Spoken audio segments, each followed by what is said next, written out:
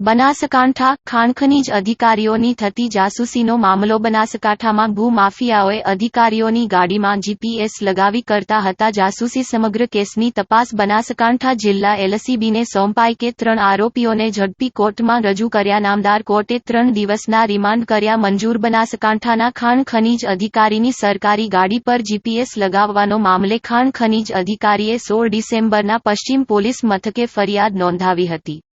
આ મામલાની તપાસ એલસીબીને સોંપાયા બાદ 3 આરોપીઓને ઝડપી પાડવામાં આવ્યા હતા, જે ત્રણેયને પાલનપુર કોર્ટમાં રજૂ કરતા 3 દિવસના રિમાન્ડ મંજૂર કરવામાં આવ્યા છે।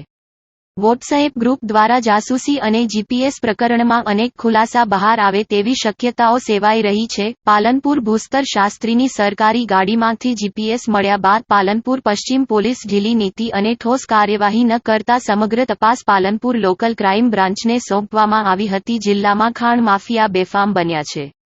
જીપીએસને ખાણ ખનીજ વિભાગની સરકારી ગાડીમાં લગાવી તેમની ઉપર જાસૂસી તો કરાતી હતી, આ ઉપરાંત વોટ્સએપ ગ્રુપ દ્વારા પણ તેમના લોકેશન શેર કરવામાં આવતા હતા અને તેમની હાજરી અંગે સતત અવગત કરાવવામાં આવતું હતું, જે અંગેની ઓડિયો ક્લિપ અને સ્ક્રીનશોટ વાયરલ થયા હોવા છતાં પાલનપુર પશ્ચિમ પોલીસ દ્વારા આ દિશામાં ઢીલાસ રાખી હતી। દરમિયાન સમગ્ર મામલો જિલ્લા ખનીજ ચોરીના મોટા સ્કેન્ડલનો હોય સમગ્ર મામલાની મૂળ સુધી પહોંચવા પાલનપુર લોકલ ક્રાઇમ બ્રાન્ચને જિલ્લા પોલીસ વડા દ્વારા વિશેષ જવાબદારી સોંપવામાં આવી હતી। LCB PSI એમ.કે.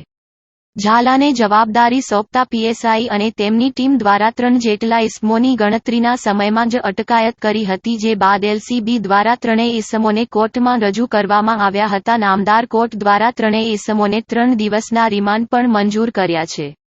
પાલનપુર પશ્ચિમ પોલીસને આ ઢીલાસના કારણે આરોપીઓ પોલીસ પકડથી દૂર રહ્યા હતા। રિપોર્ટ ભરત ઠક્કર, ડીસા, બનાસકાંઠા।